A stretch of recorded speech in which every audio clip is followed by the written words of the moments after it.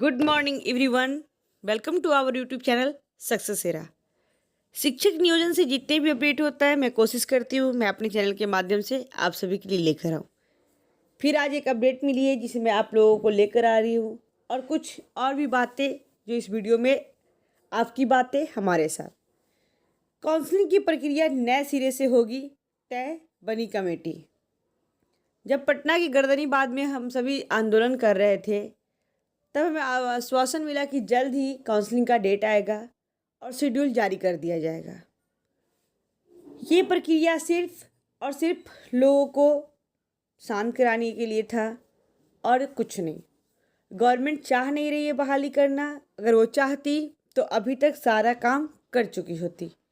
उन्होंने अपने इलेक्शन के लिए बचा तो रखा ही था, लेकिन पंचायत इलेक्शन में उनकी कोई हिस्सेदारी नहीं होती हमारे स्टेट की। फिर क्यों इसको वहाँ तक खींच कर ले जा रहे हैं? आखिर हमारी सरकार चाहती क्या है? एक्चुअली गवर्नमेंट बहाली नहीं करना चाहती है क्योंकि उनके पास फंडिंग नहीं है सैलरी देने के लिए लोगों को। देखते हैं क्या न्यूज में आया है। 2019 की बहाली प्रक्रिया 2021 तक भी पूरी नहीं हो पाई हमारे बिहार सरकार में, और हमारे नीतीश सर जैसे जो हमारे मुख्यमंत्री है उनके राज्य में ये चीज़। शिक्षकों के नियोजन के लिए काउंसलिंग की प्रक्रिया नए सिरे से तय की जा रही है। इस संदर्भ में कमेटी गठित कर दी गई है। निर्धारित की जा रही कि काउंसलिंग की प्रक्रिया संभवतः सभी तरह के शिक्षकों के नियोजन के लिए होगी। नए सिरे से तय की जा रही इस प्रक्रिया के आधार पर ही प्राथमिक शिक्षकों के नियोजन की काउंसलिंग की प्रक्रिया पूरी की जाएगी। आधिकारिक सूत्रों के मुताबिक शिक्षा विभाग ने नए सिरे से काउंसलिंग प्रक्रिया या प्रोसीजर को तय करने के लिए विशेषज्ञों की समिति गठित की है। यह कमेटी इस माह कभी भी अपनी रिपोर्ट देगी।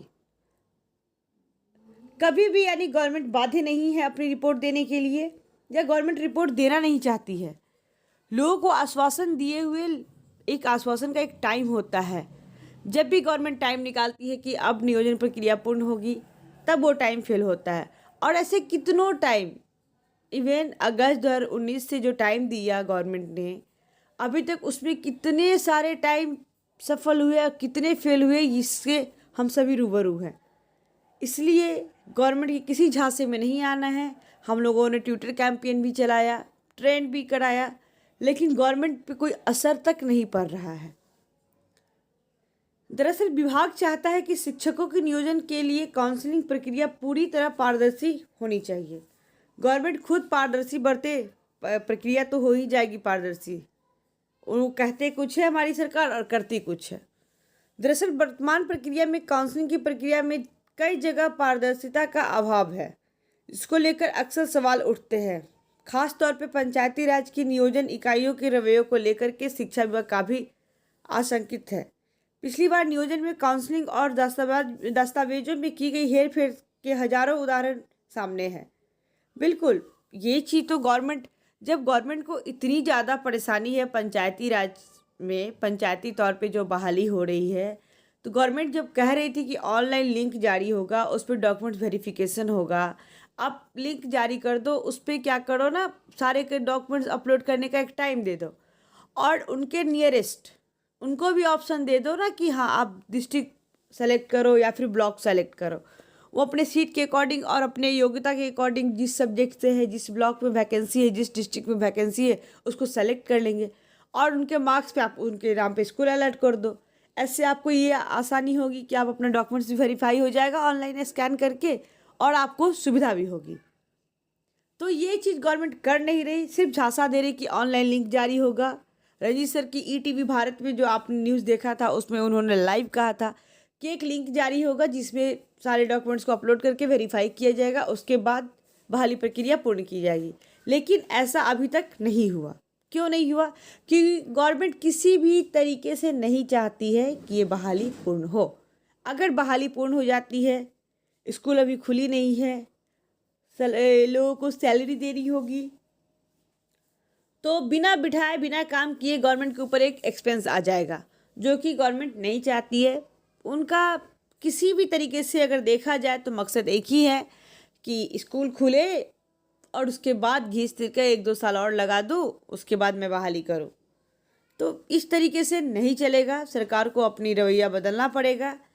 तो अगर मैंने एक एज फॉर एग्जांपल दिया कि आप ऐसे ऑप्शन दे सकते हो, जैसे आप हमें बीएड एंट्रेंस में देते हो 4 कॉलेज चुनने का, तो उसी तरीके से आप इसमें भी मुझे ऑप्शन दे दो। मैं अपने अकॉर्डिंग, अपने नंबर के अकॉर्डिंग, अपने सब्जेक्ट के अकॉर्डिंग डिस्ट्रिक्ट या ब्लॉक को सेलेक्ट कर लूँ, तो इससे आसानी हो जाएगी गवर्नमेंट को। ऐसे जब एक कैंडिडेट ने जब 150-200 फॉर्म गिराया है और सारी जगह उसे निकालना, ये चीज़ मुश्किल है। जब ऑनलाइन रहेगा तो निकालना ईजी हो जाएगा। इसमें क्या होगा, सबसे पहले डॉक्यूमेंट्स वेरिफिकेशन की सुविधा होगी। उसके बाद गवर्नमेंट के पास एक कैंडिडेट पे 4 ही ब्लॉक में सर्च करना होगा। ऐसे तो 40 ब्लॉक में एक कैंडिडेट ने फॉर्म सबमिट किया है। सरकार खुद ही परेशानी मोल लेती है कैंडिडेट्स को परेशान करके। देखते हैं आगे क्या कह रहा है। पिछली बार नियोजन काउंसलिंग दस्तावेज की हेरफेर में हजारों उदाहरण सामने है। प्रोसीजर तय करने के लिए चल रही कवायदे की पुष्टि शिक्षा विभाग के प्रधान सचिव संजय कुमार ने की है। उल्लेखनीय है कि प्रदेश में 90,000 से अधिक प्राथमिक शिक्षकों की नियोजन प्रक्रिया काउंसलिंग के अभाव में कई महीनों से अटकी हुई है। कई महीनों नहीं, अब कई साल कह सकते हैं।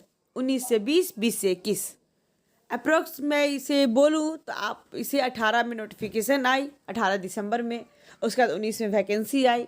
कछुए की चाल से रोक रोक करके वैकेंसी को अप्लाई किया गया पहले। उसके बाद फिर NIOS DLED का केस, फिर उसे मौका दिया गया और फिर उसके बाद वो अप्लाई किए, फिर मेरिट अलग बनाना, फिर मेरिट एक साथ बनाना। मतलब इतना झोल सिर्फ हमारे बिहार सरकार के ही नौकरी में हो सकती है, अदरवाइज कहीं नहीं है। और ख़ासकर हमारे गवर्नमेंट की टीचिंग जॉब में टीचर को ये लोग समझ में नहीं आता है क्या समझते हैं, और इसी वजह से इतनी परेशानी यहाँ पे आती है हमारे गवर्नमेंट जॉब में। उसके बाद पिछले दिनों मुख्यमंत्री ने अटकी हुई नियोजन प्रक्रिया को पारदर्शितापूर्ण तरीके से पूरा करने के लिए दिशा निर्देश जारी किए थे। उन्हीं के दिशा निर्देश पर शिक्षा विभाग ने नए सिरे से काउंसलिंग की प्रक्रिया तय करने के लिए कवायद शुरू की है।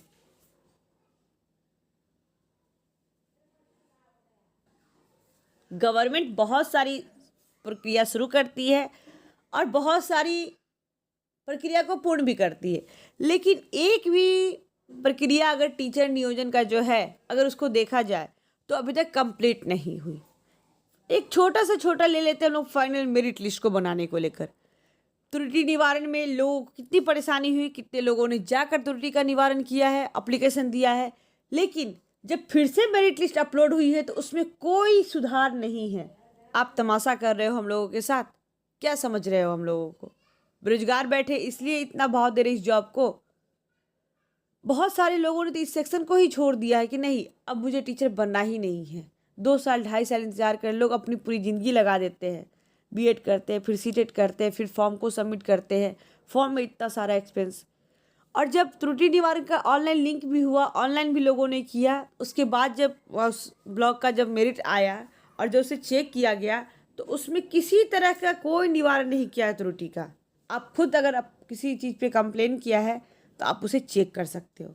मैंने तो चेक किया है, दरभंगा नगर निगम में ही कहीं कोई सुधार नहीं है। दरभंगा के सिंघवाड़ा ब्लॉक में भी कोई सुधार नहीं है, यहाँ मोतिहारी में भी कोई सुधार नहीं है, मुजफ्फरपुर में भी कोई सुधार नहीं है।